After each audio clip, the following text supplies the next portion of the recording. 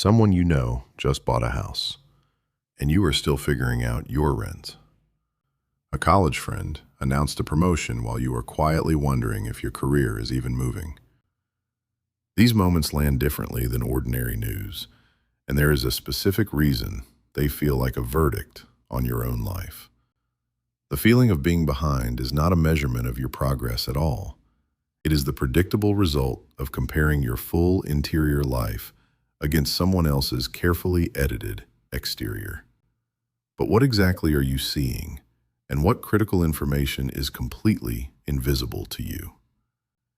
That sting you feel isn't weakness, and it isn't envy in the way people mean when they say the word dismissively. It's a signal your brain generates automatically, because comparison is one of the oldest tools human minds use to navigate the world. The question worth asking isn't why you compare. It's what you're actually comparing against, and whether that picture is anywhere close to complete. Because the image on your phone screen, the announcement in the group chat, the colleague's news delivered over coffee, none of it shows you what the full story actually cost. Comparison isn't a character flaw you developed. It's a navigational system you were born with. Long before social media existed, humans were scanning their surroundings to answer a question that felt urgent. Am I keeping pace with what matters? A graduate checks what people in her field are earning 3 years out, and that information helps her negotiate. A parent measures their child's speech against a developmental chart, and that data gives them direction. An entrepreneur watches a competitor's pricing model and adjusts before the market punishes him for not noticing. In each of those cases, comparison is doing exactly what it's supposed to do.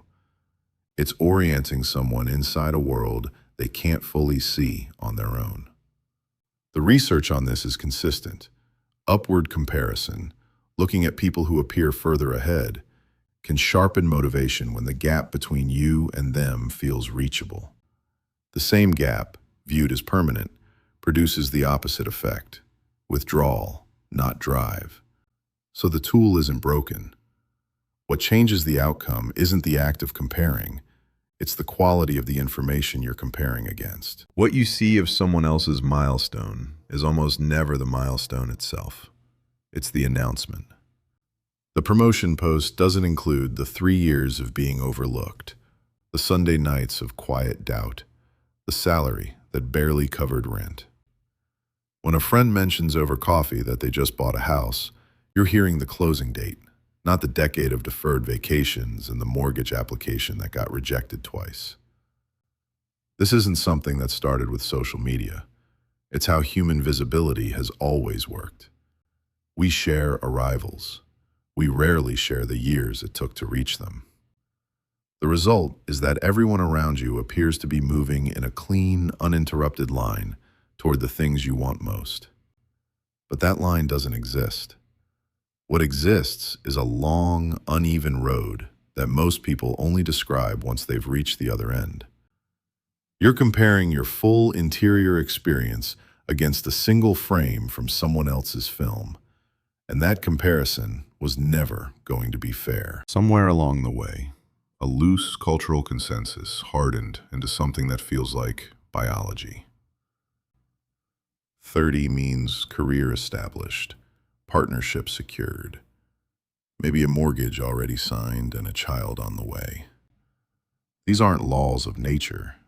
They're inherited schedules, assembled from post-war prosperity, specific economic conditions, and the assumptions of generations who lived in a genuinely different world. The parent managing school pickups and a career pivot at 40 isn't behind a clock. They're running on a different one entirely. The single adult at a friend's wedding, surrounded by toasts that feel like a quiet audit of their own life, isn't failing a test. They're measuring themselves against a timeline that was never actually theirs. And the career changer at 35, starting over in a field that finally fits, isn't losing ground. They're paying a real cost for a real gain. That cost deserves acknowledgement, because the grief of a delayed or unavailable milestone is genuine. Perspective doesn't dissolve it. What shifts, though, is the source. The pain isn't proof you're behind. It's proof you're living inside a schedule that was designed for someone else's life. These clocks aren't universal.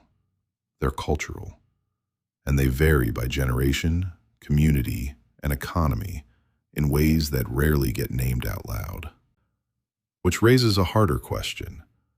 If the schedule was never the same for everyone, were you ever running the same race at all? Two people can work just as hard and arrive at completely different places, and that gap isn't a failure of effort.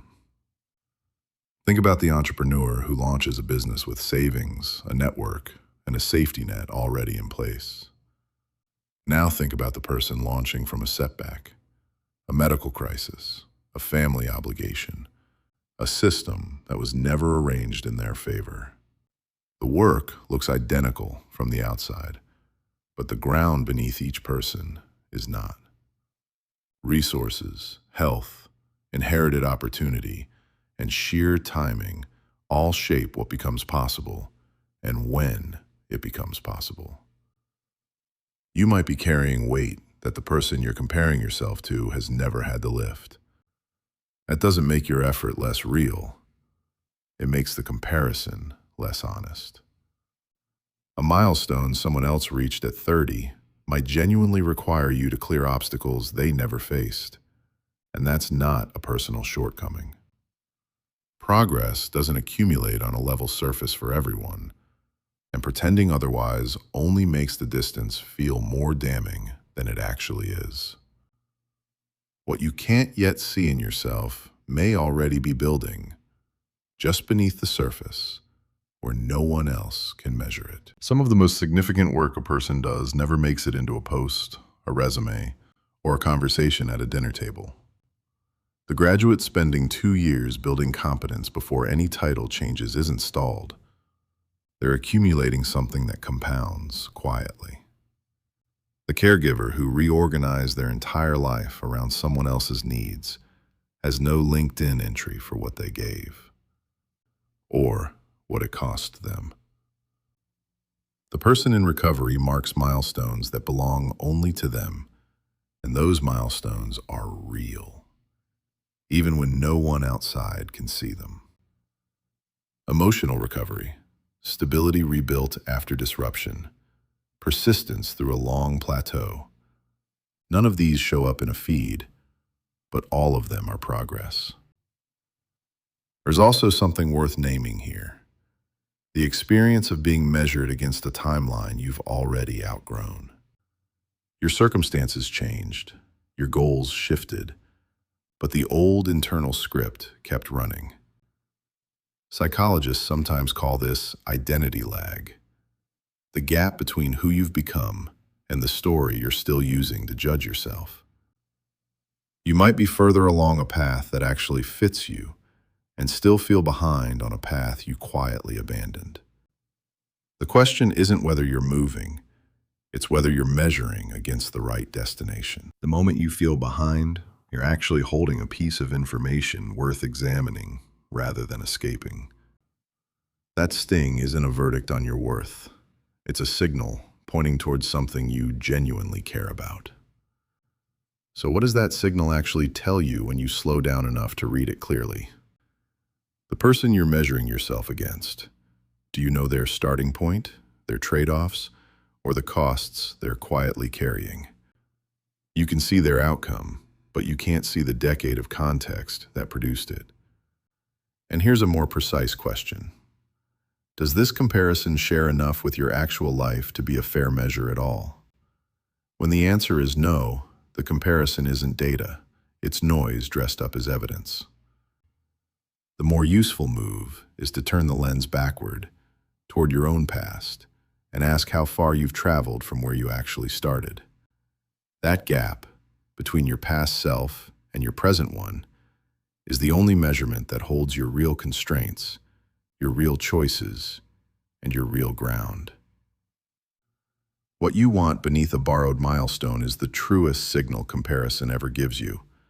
And that want is worth following somewhere entirely your own.